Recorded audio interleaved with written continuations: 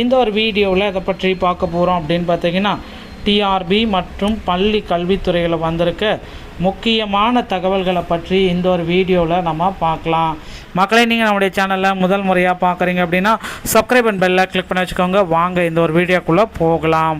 So ஆசிரியர் தேர்வு வாரியத்தில் நடந்திருக்க மிக முக்கியமான செய்திகள். தமிழக ஆசிரியர் தகுதி தேர்வு டெட்டு மதிப்பெண் குறைப்பு மற்றும் பணி அனுபவ வெயிட்டேஜ் தொடர்பான நீதிமன்ற வழக்கின் தற்போதைய நிலவரத்தை இந்த ஒரு வீடியோவின் வாயிலாக பார்க்கலாம். தகுதி மதிப்பெண்களை குறைப்ப வாய்ப்புள்ளதாக அரசு முன்னர் கூறியிருந்த நிலையில் தற்பொழுது தாக்கல் செய்துள்ள பிரமாண பத்திரத்தில் அவ்வாறு குறைக்க முடியாது என திட்டவட்டமாக தெரிவித்துள்ளது.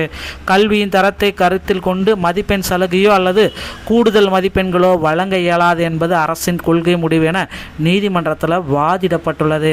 தேர்ச்சி மதிப்பெண் கட்டாயம் என்று உச்சநீதிமன்றம் ஏற்கனவே அறிவித்துள்ளதை அரசு சுட்டிக்காட்டியுள்ளதால் ஆசிரியர்கள் மிகுந்த அதிர்ச்சியில் இருக்காங்க. மேலும் நிறுத்தி வைக்கப்பட்டிருந்த தேர்வு முடிவுகளை வெளியிட விதிக்கப்பட்டிருந்த தடையை நீக்குமாறும் தமிழக அரசு கோரிக்கை விடுத்திருக்கு. இது குறித்து நீதிமன்றத்தின் இறுதி தீர்ப்பு மற்றும் அடுத்த கட்ட நகர்வுகள் விரைவில் வர இருக்கு. இதை பற்றி தான் இந்த வீடியோவில் நம்ம பார்க்கலாம். நீங்கள் நம்முடைய சேனலில் முதல் முறையாக பார்க்குறீங்க அப்படின்னா மறக்காமல் ஒரு சப்ஸ்கிரைப் அண்ட் பெல்லை கிளிக் பண்ணிச்சுக்கோங்க. ஆசிரியர்களுடைய கோரிக்கை சிறப்பு டெட் தேர்ச்சி பெற்றவர்கள் 82லேருந்து 55 மதிப்பெண்ணாக குறைக்கணும். பணிபுரிந்த அனுபவத்தின் அடிப்படையில் வெயிட்டேஜ் மதிப்பெண்கள் வழங்கப்பட வேண்டும். வருடத்திற்கு ஒரு மார்க்கு. நிலவிய பெருத்த எதிர்பார்ப்பு அரசின் முந்தைய நிலைப்பாடு மதிப்பெண்களை குறைப்பது பற்றி நாங்களே முடிவெடுத்துக் கொள்கிறோம் என அரசு தரப்பில் கூறியிருந்தாங்க. கால அவகாசம் இதற்காக நீதிமன்றத்தில் 2 மாத கால அவகாசம் கேட்கப்பட்டதால் சாதகமாக அறிவிப்பு வரும் என ஆசிரியர்கள் மத்தியில் பெரும் எதிர்பார்ப்பு நிலவியது. ஆனால் அதில் எல்லாமே முடிஞ்சு போச்சுன்னு அப்படின்னு சொல்கிறாங்க. ஸோ இது எல்லாமே டோட்டலாக மாறி போச்சு. காலதாமதம் இதனால் ஏமாற்றம் தான் அதிகரிக்குது. மதிப்பெண்களை குறைக்க அரசு முடிவெடுக்கும் என எதிர்பார்க்கப்பட்ட நிலையில் எதையும் குறைக்கவோ வெயிட்டேஜ் வழங்கவோ முடியாது என நீதிமன்றத்தை திட்டவட்டமாக பிரமாண பத்திரத்தை தாக்கல் பண்ணியிருக்காங்க. ஸோ நம்பிக்கை கால அவகாசம் தேர்ச்சி மதிப்பெண்களை குறைப்பது குறித்து அரசு முடிவெடுக்க கால அவகாசம் வழங்கப்பட்டது. எதிர்பார்ப்பு வழக்கு ஒத்திவைக்கப்பட்டது. நவம்பர் 24 வரை வழக்கு ஒத்திவைப்பு. சாதகமான அறிவிப்பு வரும் என எதிர்பார்ப்பு இருக்கிறது. பேரதிர்ச்சி பிரமாண பத்திரம். எந்த விதமான சலுகையும் வழங்க முடியாது என அரசு நீதிமன்றத்தில் பிரமாண பத்திரத்தை தாக்கல் ஒரு பக்கம் செஞ்சுட்டாங்க. ஸோ 55 மதிப்பெண்களாக குறைக்கவே இனி முடியாது அப்படின்றது குறிப்பிட்டாங்க. வருடத்திற்கு ஒரு மதிப்பெண் அடிப்படையில் கருணை வெயிட்டேஜ் மதிப்பெண்களும் வழங்க முடியாது. இது முற்றிலும் தமிழக அரசின் கொள்கை முடிவை இதில் தலையிட முடியாது என திட்டவட்டமான அறிக்கையும் வெளியிட்டாங்க. ஸோ இதனால் ஆசிரியர்கள் தரப்பிலிருந்து ஒரு மிகப்பெரிய குற்றச்சாட்டுகள் எழுந்திருக்கு.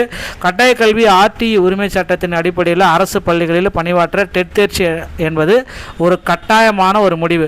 உச்சநீதிமன்றத்துடைய நிலைப்பாடு சிறப்பு தகுதி தேர்வுகளும் டெட் தேர்ச்சி மதிப்பெண்களை குறைக்க வேண்டும் என்றோ வெயிட்டேஜ் வழங்க வேண்டும் என்றோ நீதிமன்றத்தில் எந்த இடத்திலுமே குறிப்பிடப்படவில்லை. அதையும் அவங்க குறிப்பாகவே சொல்லியிருக்காங்க. ஸோ இது எல்லாமே பார்த்தீங்கன்னா அரசு தரப்பு வாதிட்டு இருக்காங்க.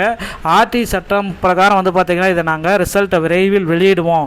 மதிப்பெண் குறைப்பு வயது மூப்பு மற்றும் கடினமான பாடத்திட்டத்தின் காரணமாக மதிப்பெண்ணை குறைக்கணும். நடைமுறை சிக்கல்கள் உள்ளது. அரசு தரப்பு குறைக்க முடியாது. கொள்கை முடிவாக மாறிடுச்சு. சட்ட முன்மாதிரி பல ஆண்டுகளாக பணியாற்றும் ஆசிரியர்களுக்கு நீதிமன்றம் தலையிட வேண்டும்.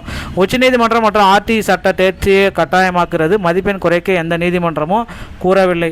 10 வருடம் முதல் 12 வருட அனுபவத்திற்கு அங்கீகாரம் தேவை. சட்டப்பூர்வமாக கல்வி தகுதிக்கு பணி அனுபவம் மாற்று ஆகாது. இதையும் பார்த்தீங்கன்னா அவங்க டிக்ளேர் பண்ணியிருக்காங்க. இந்த மாதிரி ஒரு டிக்ளரேஷன் பார்த்தீங்கன்னா ஆசிரியர்கள் மத்தியில் ரொம்ப கவலையாக இருக்குது.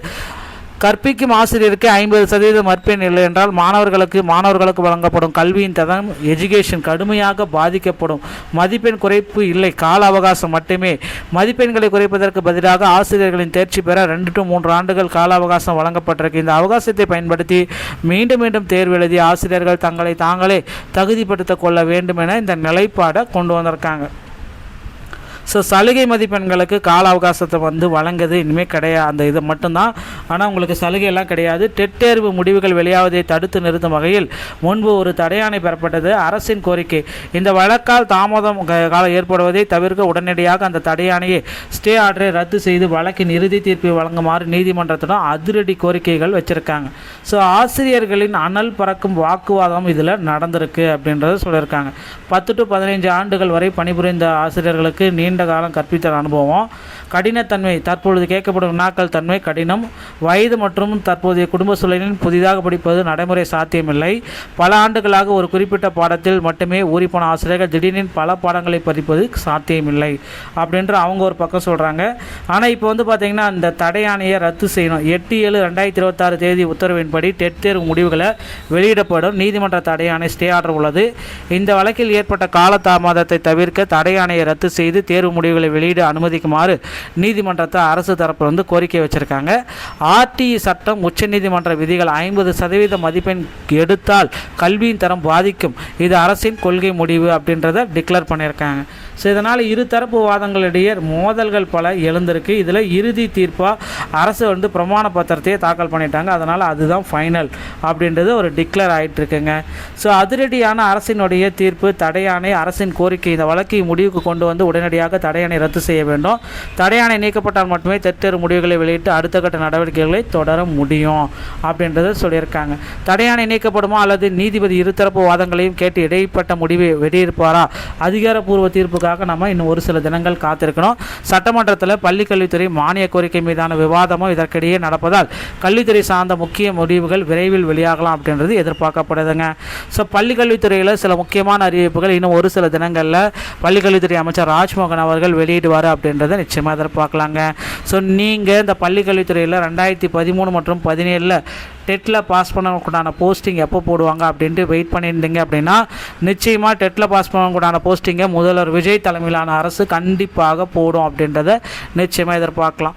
ஸோ பள்ளி கல்வித்துறையில் சில முக்கியமான மாற்றங்கள் வர காத்துக்கிட்டு இருக்கு. நீங்கள் அதுக்காக உங்களை தயார்படுத்திக்கோங்க. UGTRB PGTRBயுடைய தேர்வு தேதிகளை விரைவில் அறிவிக்க போகிறாங்க. அதற்கான நோட்டிஃபிகேஷன் TRBயுடைய 2027 ஆனுவல் பிளானர் இப்படி அனைத்துமே ஆசிரியர் தரப்பிலிருந்து எதிர்பாராத விதமாக ரெடி ஆகிட்டு இருக்குங்க. ஸோ ரெடி ஆகிக்கோங்க மக்களே. அடுத்தடுத்த தேர்வுகளுக்கு உண்டான அறிவிப்பு விரைவில் வரலாம்.